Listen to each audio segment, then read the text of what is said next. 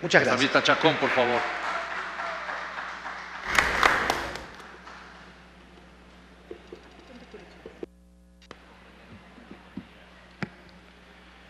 Gracias, señor presidente. Nosotros habíamos elaborado un informe de minoría que ha sido distribuido a todos los señores y señoras y señoritas asambleístas, de modo que solamente vamos a resumir brevemente cuál es nuestra posición respecto a algunos temas. Si es que revisamos la Convención Americana de los Derechos Humanos, en el artículo 4, se dice que toda persona tiene derecho a que se respete su vida. Este derecho será protegido por la ley y en general a partir del momento de la concepción.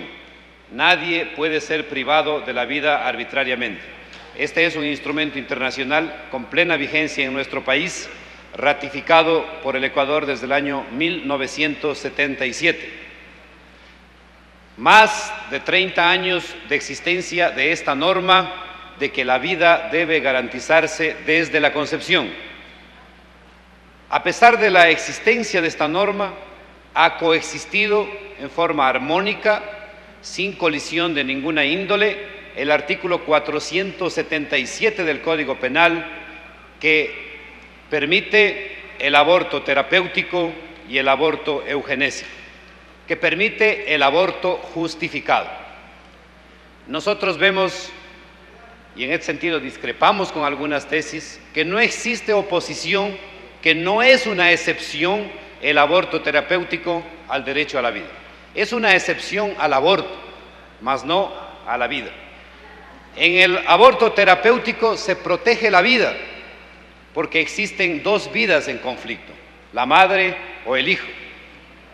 Y la ley hace una elección justa que es, pues, permitir la vida de la madre por ser una vida realizada, una vida comprometida y una vida, en definitiva, que tiene, de acuerdo con la ley, mayor valor y por ende la protege. En consecuencia, el aborto terapéutico está protegiendo la vida en una circunstancia extrema. Es como la legítima defensa. Igualmente, protege la vida del agredido por sobre la vida del agresor. Estas circunstancias excepcionales, en realidad, en la doctrina penal se denominan causas de justificación. Por consecuencia, está justificado el acto, no es delictivo, pero no vamos a decir que son excepciones al derecho a la vida.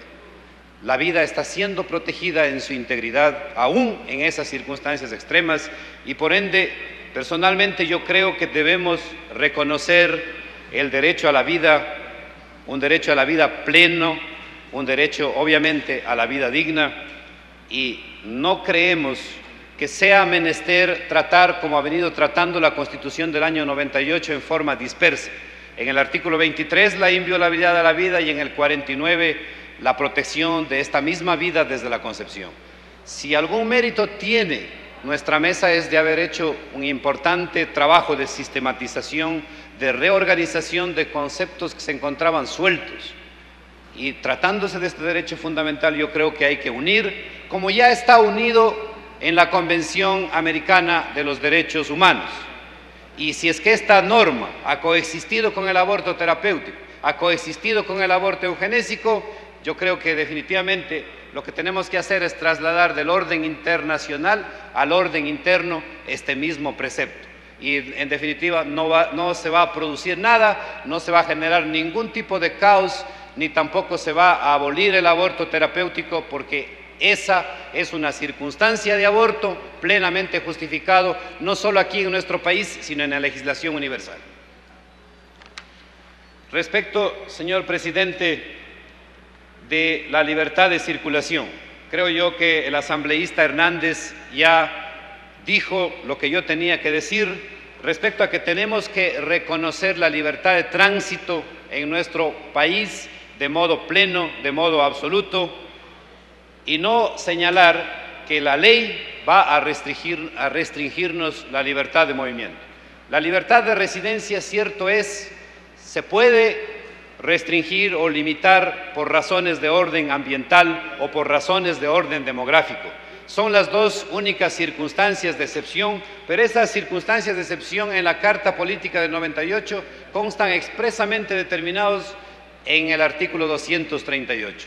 No debemos dejar a la ley la limitación ni de la libertad de circulación ni la libertad de residencia, sino que se debe poner expresamente en la misma Carta Política en qué circunstancias se va a limitar la libertad de tránsito y la libertad de residencia.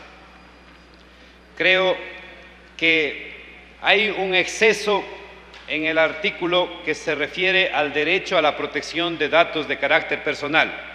No estoy de acuerdo con el literal A que dice el Estado garantiza el derecho a decidir sobre los datos personales. En realidad creo que si bien tenemos un importante margen de decisión sobre nuestros datos, especialmente sobre los datos que conciernen a nuestra vida íntima, a nuestra vida personal, pero existen otros datos que son públicos. Por ejemplo, registros de antecedentes penales, por ejemplo, registros de filiación, son datos públicos y no podríamos tener un derecho absoluto de nosotros decidir que esos datos ya no sean públicos, que pasen a la privacidad, que pasen a la reserva o que sean destruidos. Consagrar así, con este carácter de derecho absoluto, el derecho de decidir sobre los datos personales, nos parece que puede ser contraproducente en lugar de afianzar un derecho tan importante como es el derecho a una información efectivamente correcta y por ende debemos tener el derecho de acceder a nuestros datos, derecho a solicitar rectificaciones y a que se mantengan en reserva, en privacidad, estrictamente las cosas que son privadas y personales, más no los datos públicos. En cuanto al derecho de petición, no comparto el último agregado que dice que para el ejercicio de todo derecho de petición no se necesitará el patrocinio de abogado. Nosotros estimamos que existen solicitudes, peticiones altamente complejas que requieren conocimientos técnicos, conocimientos jurídicos, incluso por interés del mismo peticionario, para que su petición no sea mínima, para que su petición sea íntegra, que se le reconozcan absolutamente el conjunto de los derechos que le asisten. Por ende, poner acá en la Constitución de que no se necesita abogado, a mi modo de ver, va a precarizar la profesión de abogados, a hacer que se robustezcan los tinterillos, porque ya no va a ser necesario un patrocinio profesional, un patrocinio legal en toda la extensión para todo tipo de petición, y nos parece que esto definitivamente, en lugar de ayudar, más bien puede desmejorar. Creemos que en determinadas circunstancias las leyes pueden decir que no se necesita patrocinio de abogado, como ocurre en el caso de las denuncias por infracciones tipificadas en la Ley contra la Violencia a la Mujer y la Familia. Ahí se dice que no se requiere abogado. Lo mismo en las demandas por asuntos quizás de niñez. Pero lejos de desproteger, más bien yo creo que se debe afianzar, apuntalar la Defensoría Pública. Antes que decir que no se requiere de abogados, creemos que la defensa pública debe ser institucionalizada, garantizada, así como se garantiza el servicio público en materia de salud, el servicio público en materia de atención, de educación. Asimismo, también se debería, en materia de justicia, la Defensoría Pública afianzar, apuntalarla y no más bien despojar a la ciudadanía de la posibilidad de una asistencia jurídica.